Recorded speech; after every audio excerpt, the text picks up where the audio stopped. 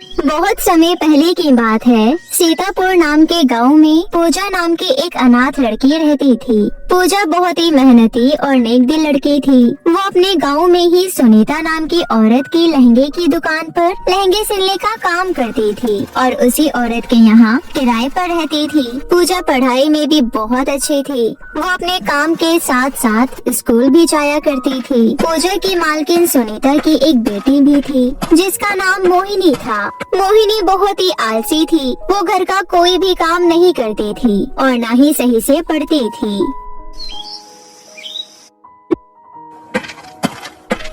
मोहिनी बेटी, ओ मोहिनी बेटी, उठ जा, सुबह हो गई। क्या हुआ माँ, सुबह सुबह क्यों चीख रही हो? सोने दो ना। बेटी 9 बजने वाले हैं, स्कूल के लिए देरी हो जाएगी बेटी।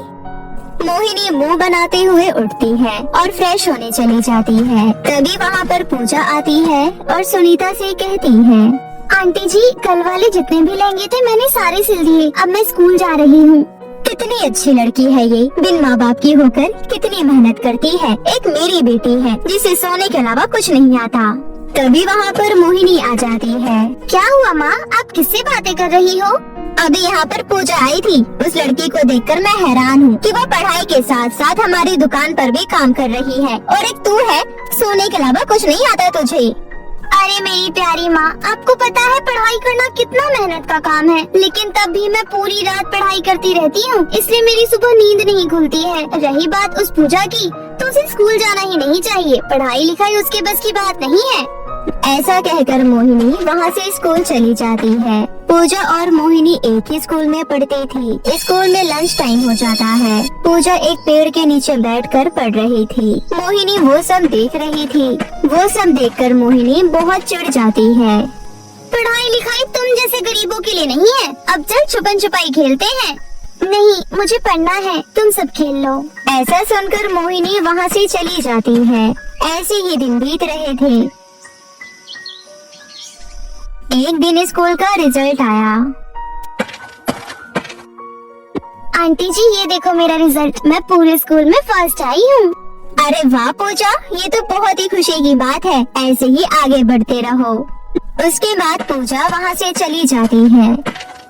थोड़ी देर बाद मोहिनी भी अपना रिजल्ट लेकर अपनी माँ के पास आती है। रिजल्ट देखकर सुनीता बहुत ही ज्यादा गुस्से में आ जाती है। शर्म नहीं आती तुझे? तू फेल हो गई। जरा देख पूजा को, पूरा दिन दुकान पर काम करके भी पूरे स्कूल में फर्स्ट आई है। कल तो तू कह रही थी कि मैं पूरी रात पढ़ती हूँ, तब भी तेरे इतने गंदे मार्क्स आए हैं। मम्मी, मैं सच में पूरी रात पढ़ाई करती हूँ। अब मेरे अच्छे नंबर नहीं आए तो मैं क्या करूँ? किसे बेवकूफ बना रही है तू? आज से तेरे सारे खर्चे बंद। एक भी पैसा नहीं दूंगी मैं आज के बाद तुझे। पूजा की तरह कमाकर अपने खर्चे पूरे कर। ऐसा सुनकर मोहिनी वहाँ से चली जाती है और अपने कमरे में आकर मन ही मन कहती है, इस पूजा की बच्ची ने मेरा जीना हराम कर रखा है। जब देखो मम्मी उसी के गुण गाती रहती है। इसका कुछ न कुछ तो करना पड़ेगा। ऐसे ही एक दिन सुनीता किसी काम से बाहर जा रही थी। वो पूजा के पास जाती है और उससे कहती है, पूजा, तुम दुकान का ध्यान रखना, मैं शाम तक आ जाऊंगी। ठीक है आंटी जी। उसके बाद सुनीता वहाँ से चली जाती है। थोड़ी देर बाद पूजा का काम पूरा हो जाता है और वो खाना खाने घर चली जाती है। तभी मोहिनी मौका देखकर दुकान में आ जाती है और पूरी दुकान में आग लगा देती है। शाम को जब सुनीता अपने दुकान में आती है तो वो बहुत हैरान हो जाती है। हे भगवान, ये क्या हो गया? मैं तो लुट गई, बर्बाद हो गई। तभी मोहिनी भी वहाँ पर आ जाती है। माँ, ये सब पूजा ने करा है। मैंने उसे बहुत रोकने की कोशिश करी, लेकिन वो नहीं मानी और पूरी दुकान को जला दिया और अब घर में जाकर आराम कर रही है।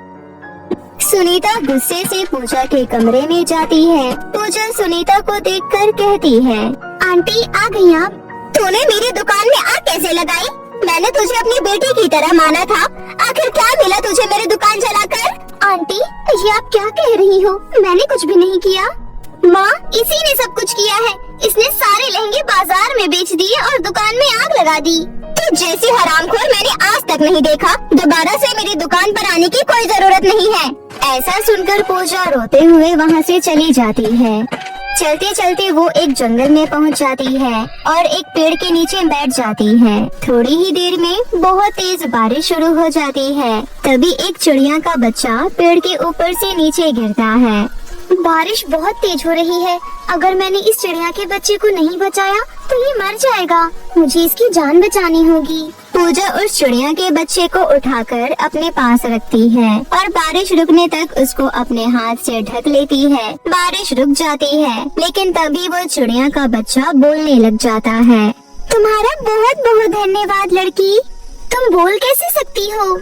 मैं एक परी लोक की चिड़िया हूँ। वो तो आज मैं पृथ्वी लोक पर फल खाने आई थी, तभी अचानक बारिश हो गई और मैं बेहोश हो गई और नीचे गिर गई। लेकिन तुम यहाँ पर क्या कर रही थी?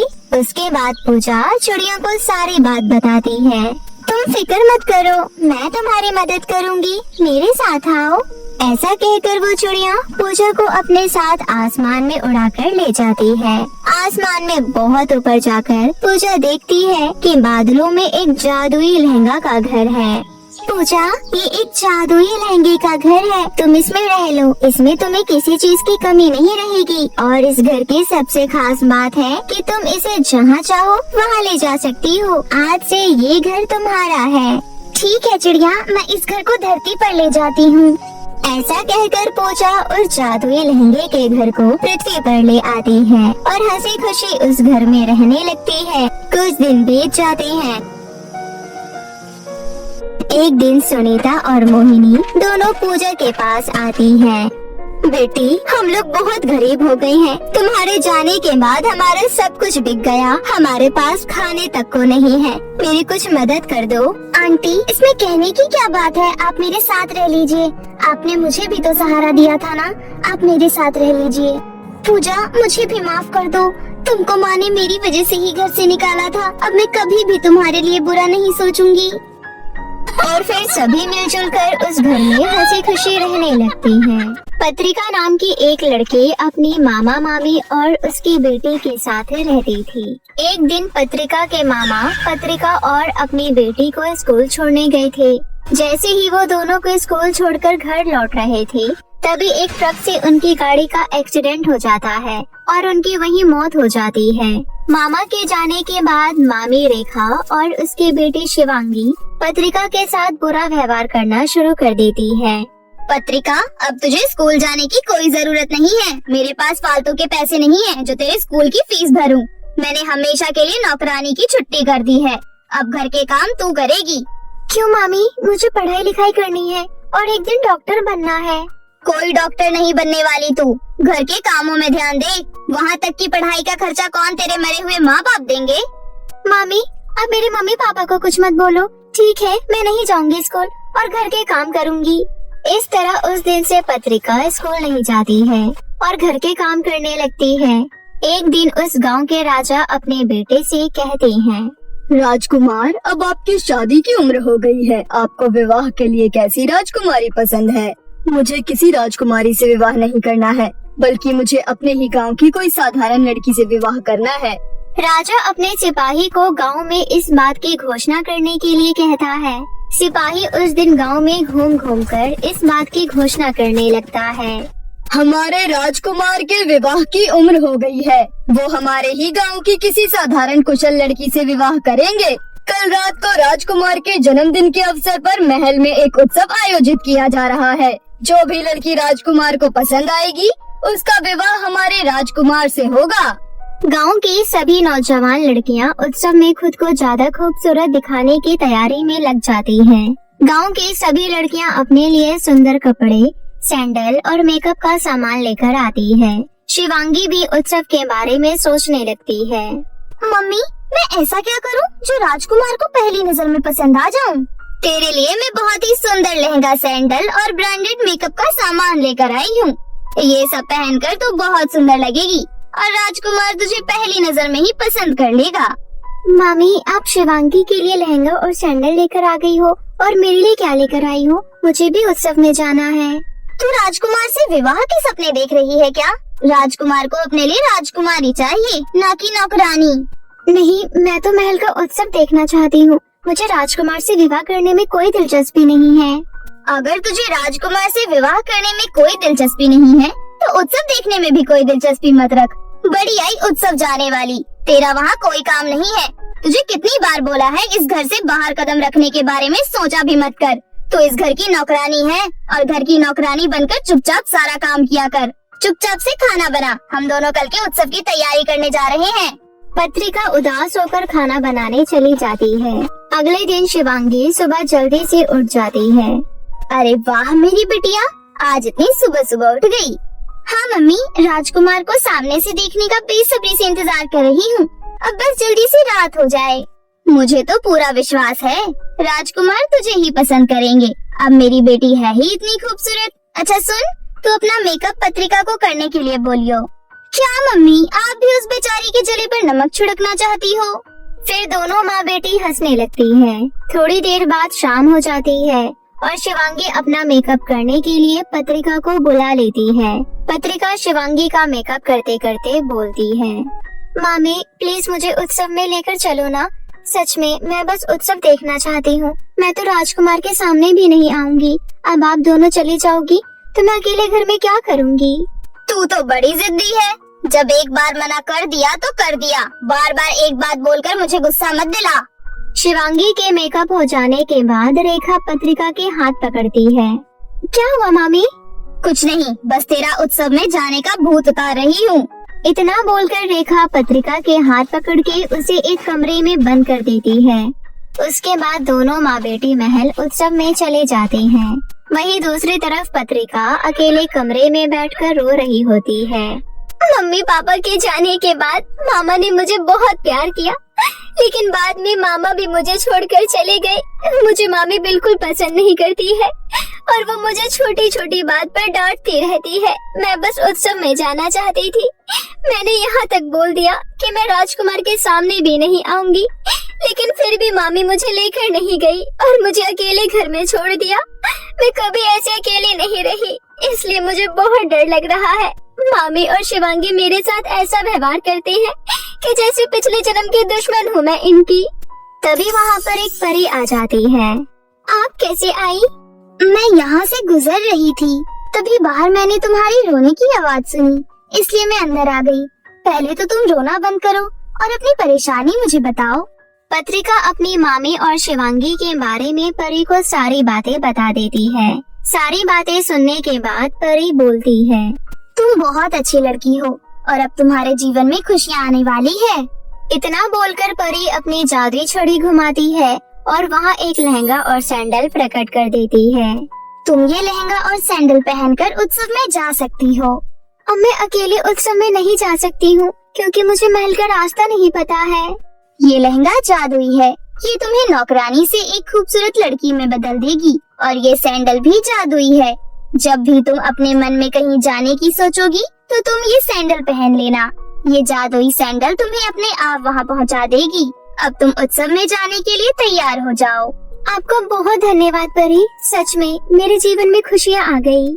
परी वहाँ से चली जाती है और पत्रिका जादुई लहंगा और सैंडल पहनकर तैयार हो जाती है।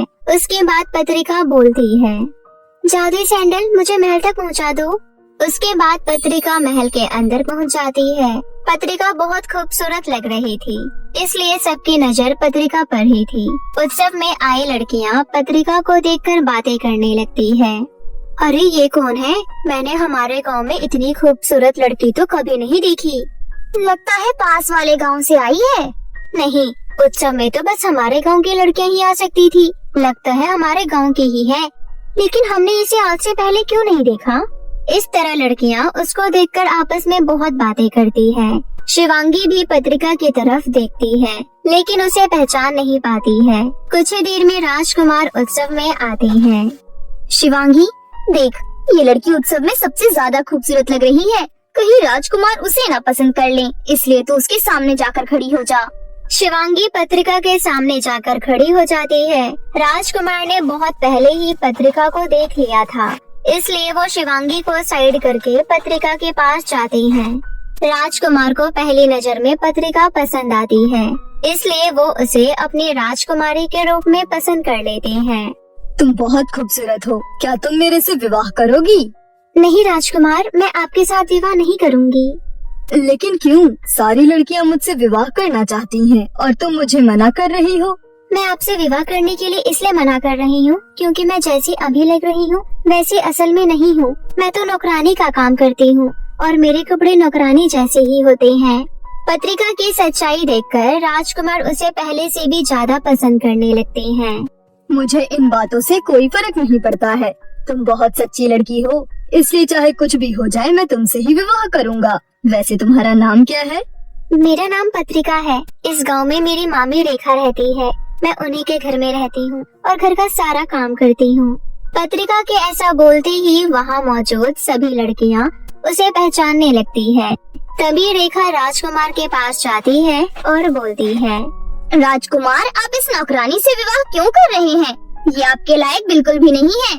आप मेरी बेटी शिवांगी को देखिए, ये भी बहुत खूबसूरत है और हर काम में कुशल है। मैंने फैसला कर लिया है, मैं पत्रिका से ही विवाह करूँगा। पत्रिका, तुम्हें किसी से डरने की कोई जरूरत नहीं है और तुम्हारे मन में जो है मुझे बोलो। राजकुमार के ये बोलने के बाद पत्रिका विवाह के लिए हाँ कर देती है। मैं 2 दिन बाद पत्रिका से विवाह करूँगा। गांव के सभी लोग मेरे विवाह में जरूर शामिल होना। 2 दिन बाद पत्रिका और राजकुमार का विवाह हो जाता है। इस तरह दोनों माँ बेटे को अपने किए पर अफसोस करने के सिवा कुछ नहीं बचा और दूसरी तरफ पत्रिका राजकुमार के साथ हंसी खुशी जीवन व्यतीत करने लगती है। हरियाली परी की जादुई मेहंदी। विक्रमपुर गांव में सुहानी नाम की लड़की अपनी माँ के साथ रहती थी। वैसे तो सुहानी में कोई कमी नहीं थी, वो दिखने में भी बहुत सुंदर थी। बस उसमें एक ही कमी थी और वो कमी ये थी, जब भी वो अपने हाथों में मेहंदी लगाती तो उसके हाथों में मेहंदी बिल्कुल भी नहीं रचती थी। इस वजह से उसके साथ की सारी सहेलियां उसका बहुत मजाक उड़ाती थी और उस पर हंसती थी। सावन का महीना चल रहा था। सावन के महीने में सारी लड़कियां अपने हाथों पर मेहंदी लगाती है। उन्हें देखकर सुहानी का भी बड़ा मन करता था अपने हाथों पर मेहंदी लगाने का, तो वो भी बाजार से मेहंदी खरीदकर अपने हाथों पर लगा लेती है। पूरी रात मेहंदी लगाकर रखने पर भी उसके हाथों पर मेहंदी नहीं रचती है। ये देखकर उसके साथ की सहेली सुहानी पर खूब हंसती है। अरे सुहानी, दिखा तो जरा तेरी मेहंदी कैसी रची है। वो मैंने ज्यादा देर लगाकर नहीं रखी ना, इसलिए उतना रंग नहीं आया। अच्छा जी, मैंने तो बस अपने हाथों पर 5 मिनट ही मेहंदी लगाई थी, पर फिर भी देख कितना अच्छा और गाढ़ा रंग चढ़ा है। हाँ शीतल, मैंने भी बस मेहंदी लगाकर आधा घंटा ही रखा था, फिर भी देख मेरी मेहंदी भी कितनी अच्छी रची है। सुहानी मेहंदी लगाकर पूरे 1 दिन भी रखे तब भी इसके हाथों पर रंग नहीं चढ़ने वाला। सही कह रही हो तारा, मैं तो सोच रही हूँ जब इसकी शादी होगी तब ये अपनी शादी में मेहंदी कैसे लगाएगी। अगर इसके हाथों में रंग नहीं चढ़ा तो लोग क्या सोचेंगे। इसके ससुराल वाले तो इसको खूब ताने देंगे कि दुल्हन बिना मेहंदी के ही तैयार हो गई है। शादियों में मेहंदी लगाना शुभ माना जाता है और दुल्हन का जितना गाढ़ा रंग चढ़ता है उतना अच्छा माना जाता है। खैर कोई बात नहीं। अपनी सहेलियों की ऐसी बातें सुनकर सुहानी अक्सर दुखी हो जाया करती थी। ऐसे ही कुछ समय बीत जाता है और कुछ समय बाद सुहानी की शादी फिक्स हो जाती है। सब लोग बहुत खुश थे, परंतु सुहानी थोड़ी उदास थी। वो इसलिए क्योंकि उसको पता था कि उसके हाथों में मेहंदी नहीं रचने वाली। ये सोच सोच कर सुहानी परेशान हुई जा रही थी। अपनी बेटी को इस तरह परेशान देखकर उसकी माँ रितु पूछती है, क्या हुआ बेटी, तू इस तरह उदास क्यों हो रही है? कुछ दिनों बाद तेरी शादी है, तुझे तो खुश होना चाहिए। ऐसे हंसते हुए चेहरे पर उदासी अच्छी नहीं लगती। माँ, आपको तो पता ही है कि मेरे हाथों पर मेहंदी नहीं रचती। अगर शादी वाले दिन भी मेरी मेहंदी नहीं रची तो मेरे ससुराल वाले क्या सोचेंगे। इतना बोलकर सुहानी उदास होकर बगीचे में चली जाती है और बगीचे में जाकर उदास बैठ जाती है। तभी उसे कहीं से चिल्लाने की आवाज सुनाई देती है। अरे ये चिल्लाने की आवाज कहाँ से आ रही है? मुझे देखना चाहिए। सुहानी आवाज का पीछा करते हुए बगीचे के थोड़े ही बगल वाले जंगल में चली जाती है। वहाँ जाकर वो देखती है कि एक परी पेड़ से रस्सियों से बंधी हुई है और मदद की गुहार लगा रही है। ये देखकर सुहानी जल्दी से उसके पास जाती है और कहती है, अरे आपको इस तरह पेड़ से कौन बांध कर रखा है? ये सब बताने का अभी समय नहीं है, तुम जल्दी से मेरे रस्सियों को खोलो। वो जादूगरनी आती ही होगी, वो आए इससे पहले तुम मुझे यहाँ से जल्दी से आजाद करो। हाँ हाँ मैं खोलती हूँ। सुहानी जल्दी से परी को रस्सियों से खोलती है। अरे आप बताओ तो सही, आपको यहाँ पर बांध कर कौन रखा है और क्यों रखा है, और आप कौन हो? मैं असल में हरियाली परी हूँ। अगर आप परी हैं, तो आपके पास तो कई शक्तियाँ भी होंगी, तो आप अपनी मदद खुद भी तो कर सकती हैं। ये लोगों की गलतफहमी होती है कि परी के अंदर बहुत शक्तियाँ होती है। ऐसा कुछ भी नहीं होता, शक्तियाँ बस परी की छड़ी में होती है, और मेरी छड़ी उस दुष्ट जादूगरनी की गुफा में है। क्या तुम वहाँ से मेरी छड़ी लाने में मदद कर सकती हो? क्योंकि मैं वहाँ खुद नहीं जा सकती, इसलिए मैं तुम्हें बोल रही हूँ। क्यों परी, आप वहाँ खुद क्यों नहीं जा सकती? वो इसलिए क्योंकि परी ने अपनी जादुई गुफा को अपने मंत्रों से बांध रखा है। अगर मैं गुफा में जाने की कोशिश करूँगी तो मैं जल जाऊंगी। अच्छा ठीक है परी, मैं जाती हूँ। तो जल्दी करो सुहानी, वो दुष्ट जादूगरनी किसी भी वक्त आती ही होगी, और अगर उसने हमें यहाँ देख लिया तो वो हम दोनों को मार डालेगी। जादूगरनी के आने से पहले अगर तुम मेरी छड़ी लाकर मुझे दे देती हो तो मैं अपनी छड़ी से जादूगरनी को खत्म कर सकती हूँ। जल्दी करो सुहानी, तुम जल्दी से उसकी गुफा में जाओ। परी की बात सुनकर सुहानी जल्दी से जादूगरनी की गुफा में घुसकर परी का जादुई छड़ी ढूंढती है। बहुत ढूंढने के बाद उसको परी की जादुई छड़ी मिल जाती है। फिर वो जल्दी से जादुई छड़ी लाकर परी को दे देती है। तब तक वहाँ जादूगरनी भी पहुँच जाती है। ये क्या, तुम आजाद कैसे हो गई? बस दुष्ट जादूगरनी, अब तेरा खेल खत्म, ये ले। परी अपनी जादुई छड़ी से उस दुष्ट जादूगरनी को नष्ट कर देती है। फिर सुहानी से कहती है, तुम्हारा बहुत बहुत शुक्रिया सुहानी। अगर आज तुम समय पर नहीं आती और मेरी मदद नहीं करती तो वो जादूगरनी आज मुझे जान से मार डालती। कोई बात नहीं परी जी, ये तो बस मेरा फर्ज था। अच्छा तो अब मैं चलती हूँ। ठीक है सुहानी, जाओ, मैं तुम्हारा ये एहसान हमेशा याद रखूंगी। इतना कहकर परी उड़ जाती है। इधर सुहानी अपने मन में सोचती है, अरे परी तो चली गई, पर मैंने तो देखा है कि परी लोगों की मदद करती है, पर इन्होंने मेरी मदद नहीं की। अब मेरा कुछ नहीं हो सकता, और मैं भी कितनी पागल हूँ। जरूरी थोड़ी है कि मैंने परी की मदद करी तो बदले में परी भी मेरी मदद करे। कोई बात नहीं, अब मुझे घर चलना चाहिए। इतना सोचकर सुहानी घर आ जाती है। अब बस 2 दिन ही बचे थे सुहानी की शादी में। उसके घर में जोरों शोरों से शादियों की तैयारियां चलने लगी। सुहानी अब भी उदास थी। तभी उसके दरवाजे पर खटखट हुई। मेहंदी ले लो, मेहंदी। ये सुनकर सुहानी और उसकी माँ रितु बाहर आती है। वो बूढ़ी औरत कहती है, लगता है घर में शादी है, बिटिया को मेहंदी लगाओ, बहुत सुंदर रचेगी। ले लो ना बहन जी, ज्यादा की नहीं है, बस 20 रुपए की है।